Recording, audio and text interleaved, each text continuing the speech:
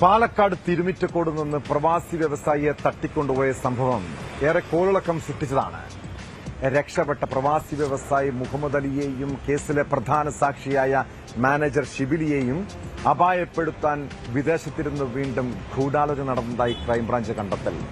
ഇതിന്റെ അടിസ്ഥാനത്തിൽ 4 പേർക്കെതിരെ ഒറ്റപ്പാലം പോലീസ് കേസ് രജിസ്റ്റർ ചെയ്തു. മുഹമ്മദ് അലിയെ തട്ടിക്കൊണ്ടുപോയ കേസിൽ 22 പേരെ പിടികൂടിയിരുന്നു.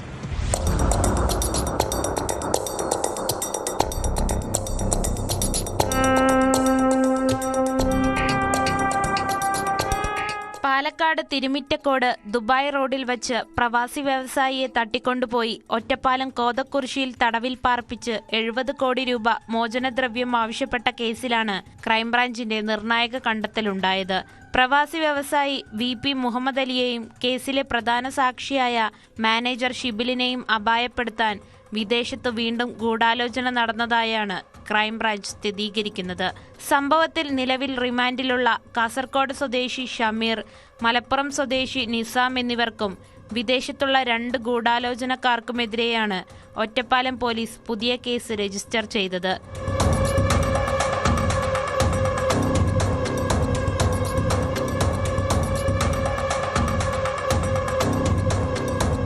പ്രതികളുടെ മൊബൈൽ ഫോണുകളിൽ നിന്ന് മുഹമ്മദ് അലിയുടെയും ഷിബിലിന്റെയും ചിത്രങ്ങളും രേഖകളും ഉൾപ്പെടെ നിർണായക തെളിവുകൾ ലഭിച്ചതായും പോലീസ് അറിയിച്ചു.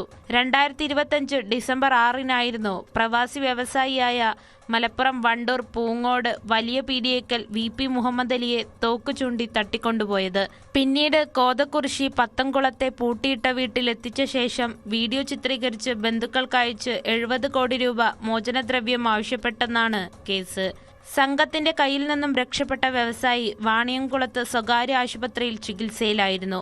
ആദ്യ കേസിൽ ഇതുവരെ 22 പേരാണ് അറസ്റ്റിലായത്. ഗൂഢാലോചന സംബന്ധിച്ച പുതിയ കേസിൽ അന്വേഷണം ക്രൈംബ്രാഞ്ച് തുടരുകയാണ്.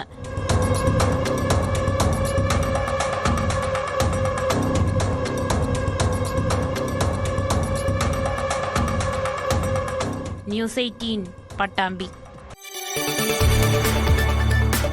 കൂടുതൽ വാർത്തകൾക്ക് news 18 Keralam YouTube channel subscribe ചെയ്യുക.